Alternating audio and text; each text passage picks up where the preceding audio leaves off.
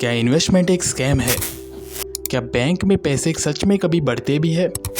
क्या इन्फ्लेशन और टैक्स को हम इन्वेस्टमेंट से बीट कर भी पाते हैं? आज मैं आपको बताने वाला हूँ स्पष्ट भाषा में क्या इन्वेस्टमेंट के बारे में सच है और क्या है झूठ। मैं सब कुछ एकदम क्लियर एंड क्लीन समझाने वाला हूँ। वीडियो के एंड तक सब कुछ पानी की तरह क्लीन एंड क्लियर हो जाएगा। मिडिल क्लास को एक चीज़ सिखाई गई है, सेफ रहो, बैंक में पैसा रखो, रिस्क मत लो।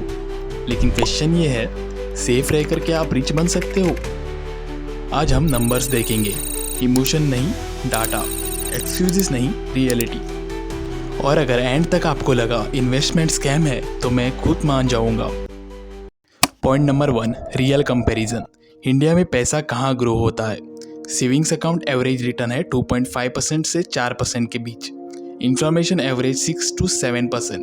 Stock market long term return जैसे Nifty 50 12% CAGR historically.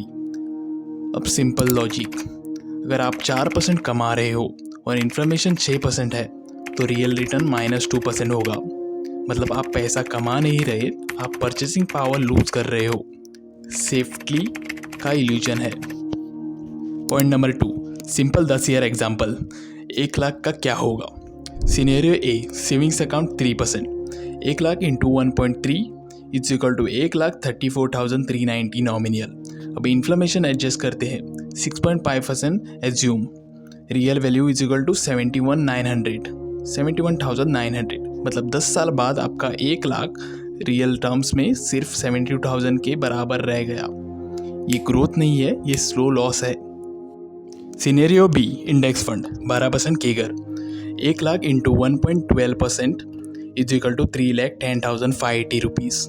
Inflation adjust करने के बाद रियल वैल्यू होगी 1,66,100 रुपीज़। डिफरेंस देखो, सेविंग्स अकाउंट में 72 के रियल वैल्यू मिलती है, इन्वेस्टमेंट अकाउंट में 1,66,000 रियल वैल्यू मिलती है। सेम पैसा सेम 10 साल, माइंडसेट अलग, result double. Point number 3, concepts जो हर इंसान को पता होने चाहिए। Compound interest, return on return, ये स्नोबॉल इफेक्ट है। रूल ऑफ 70, 12% पर पैसा अप्रोक्स हर 6 साल में डबल होता है। Nominal versus real return. Nominal is equal to जो आप देखते हो, रियल इज इक्वल टू जो आप एक्चुअली खरीद सकते हो। Real return is equal to nominal minus inflation. अगर ये नहीं समझा तो वेल्थ कभी बिल्ड नहीं होगी। सिंपल शब्दों में समझाता हूँ, सिर्फ पैसा बढ़ाना ग्रोथ नहीं होता, खरीदने की पावर बढ़ानी चाहिए। बैंक 7% देता है, इन्फ्लेशन 6% है, रियल ग्रोथ सिर्फ 1% है। Nominal return is equal to जो नंबर दिखता है, real return is equal to जो आप एक्चुअली अफोर्ड कर सकते हो। अगर इन्फ्लेशन को इग्नोर किया तो पैसा बढ़कर भी गरीबी फील होगी। Point number 4, inflation the silent killer. Inflation एक इविजिबल टैक्स है, आप वोट नहीं करते फिर भी लगता है। मिल्क महंगा, पेट्रोल महंगा, फीस महंगी, लेकिन सैलरी ग्रोथ और बैंक इंटरेस्ट स्लो। ये स्लो पॉइजन है, रोज नहीं दिखता, 10 साल बाद शॉक देता है। Point number 5, tax the hidden punch. Savings और एफडी का इंटरेस्ट फुल्ली टैक्सेबल होता है। अगर आप 20% स्लैब में हो तो 6% एफडी का रियल रिटर्न और गिर जाता है। स्टॉक मार्केट में long term capital gains tax 10% है। 1 लाख से ऊपर प्रॉफिट पर स्मार्ट स्ट्रक्चर करोगे तो टैक्स कम होगा।